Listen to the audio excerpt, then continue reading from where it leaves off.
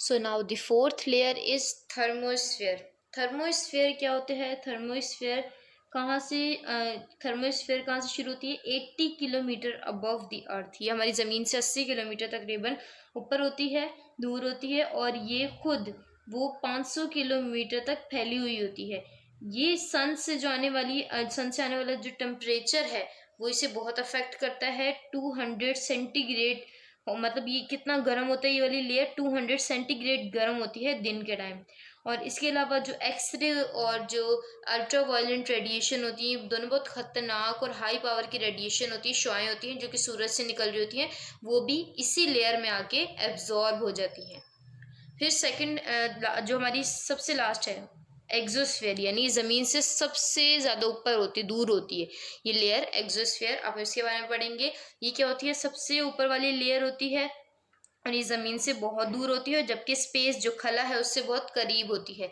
ये ज़मीन से 700 से लेकर 1000 किलोमीटर तक दूर होती है। और जो इसकी अपर बाउंड्री है, जो समझो इसकी पूरी जो सबसे ऊपर वाली यूं करके जो बाउंड्री होगी, इसका कोना होगा, वो कितना 10,000 किलोमीटर ऊपर है हमारी ज़मीन से। और ये किससे मिलकर बना होती है? हाइड्रोजन और हीलियम से मिलकर बनी होती है इसकी बाउंड्री। इसके अलावा इसे हबल टेलीस्कोप के ज़रिए इनकी स्टडीज़ वगैरह की जाती है। ओके, नाउ अब हेडिंग है हमारे पास the ozone layer and its importance. Ozone layer क्यों इम्पॉर्टेंट है हमारे लिए और कितनी इम्पॉर्टेंट है, ये क्या होती है ओजोन लेयर, इसके बारे में हमने पहले थोड़ा सा टच लिया था, अब डिटेल में पढ़ते हैं। ओजोन लेयर वो लेयर है जो कि कहाँ पाई जाती है? स्ट्रेटोस्फेयर में पाई जाती है, जो हमारी ज़मीन से ऊपर जो सेकंड लेयर है उसमें पाई जाती है। और ये लेयर, इसका काम क्या होता है ओजोन का? ये सूरज से आने वाली हार्मफुल रेडिएशन को, हार्मफुल जो शुआएं होती हैं या ख़तरनाक जो नुकसानदेह शुआएं होती हैं जो सूरज से निकल के आ रही होती हैं, उन्हें ये लेयर रोक देती है ताकि वो ज़मीन तक ना आ सके।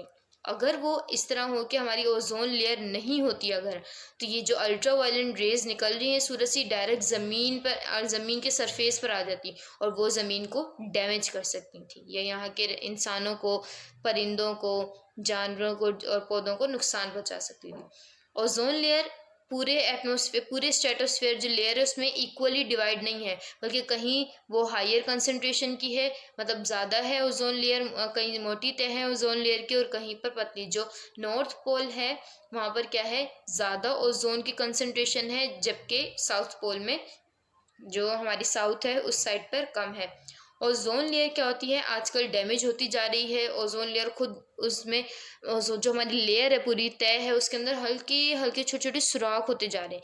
क्यों? क्योंकि हम ऐसे केमिकल ज़मीन पर यूज़ कर रहे हैं और जो कि नुकसानदेह हो रहे हैं उसके लिए, ओजोन लेयर के लिए। और इसके अलावा जितनी पोल्यूशन बढ़ गई है, अब जितनी आलूदगी हो गई है हवा में, उसकी वजह से क्या हो रहा है? ये धुआं, ये जो सारी जो अनवांटेड जो चीज़ें हैं, गैसेस हैं, ये जो हमारी उसमें हवा में शामिल हो जाती हैं, तो इसकी वजह से क्या हो रहा है? ओजोन लेयर को बहुत नुकसान हो रहा है। ओके, ओजोन होल क्या होता है? नेक्स्ट पेज पे आएंगे, आप आएंगे पेज नंबर 4 पे। कहीं कहीं पर जो ओजोन लेयर है वो क्या है? बहुत थिन है। और जैसे कि आपको पता चल गया कि कंसंट्रेशन ओजोन लेयर की हर जगह एक जैसी नहीं होती, बल्कि कहीं कहीं से ओजोन लेयर पतली होती है और कहीं मोटी होती है। तो जहाँ से ओजोन लेयर थिन है वहाँ क्या होता है? स्पेशली जो विंटर सीजन होता है उसके अंदर एक होल बन जाता है, और ख़ास तौर पे वो होल कहाँ बनता है? साउथ की, जो हमारी साउथ जो ज़मीन से जो साउथ की जानिब है वहाँ पर क्या बन जाता है? होल बन जाता है उसके अंदर, ठीक है। और जो 16 सितंबर, हर साल 16 सितंबर को ओजोन का डे सेलिब्रेट किया जाता है, ख़ास तौर पे इंटरनेशनल कंट्रीज़ में, ताकि ओजोन लेयर के बारे में ज़्यादा से ज़्यादा अवेयरनेस बढ़े, इंफॉर्मेशन बढ़े, और हमें पता चले कि ओजोन लेयर किसकी वजह से डैमेज हो रही है और उसे हम कंट्रोल करें। अदरवाइज़ क्या होगा अगर ये हमारी ओजोन लेयर डैमेज हो गई? तो अब ये देखें, अब जो ये शील्ड है, जैसे कि ये एक आपको नज़र आ रही है, आप पिक्चर में देखें, ये एक अम्ब्रेला है, एक छतरी है, और ये हमारी ज़मीन है।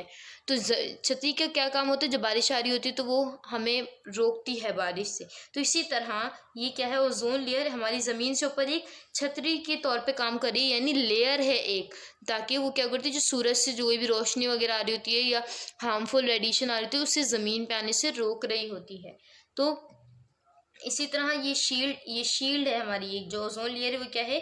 एक शील्ड है, और ये किसकी वजह से डैमेज होती जा रही है दिन ब दिन? ये एक गैस होती है, जो केमिकल होता है क्लोरोफ्लोरोकार्बन्स, इसकी वजह से क्या हो रहा है, जो हमारी शील्ड है, ये जो ओजोन लेयर है, ये डैमेज होते जा रही है, इसके अंदर सुराख होते जा रहे हैं।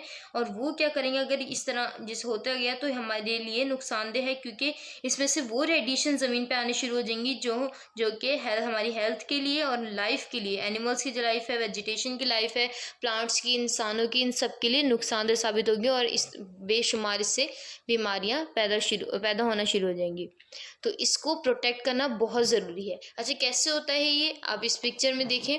जैसे हमारी फैक्ट्री, ये घर से या फैक्ट्री से ये जो गैस, ये जो केमिकल है क्लोरोफ्लोरोकार्बन्स, ये निकलता है। सूरज की रोशनी क्या करती है, उसे तेज़ रोशनी सूरज की रोशनी से इस केमिकल को ब्रेक डाउन कर देती है, तोड़ती है। तो जब ये टूटता है तो इसकी जो ज़र्रे होती हैं वो डायरेक्ट जाती हैं ओजोन लेयर पे और ओजोन लेयर को अफेक्ट करते हैं और उसके अंदर सुराख पैदा कर देते हैं। तो ये अच्छा, अब आप सोचेंगे क्लोरोफ्लोरोकार्बन केमिकल कौन से होते हैं और हमारे घरों में कैसे आ गए।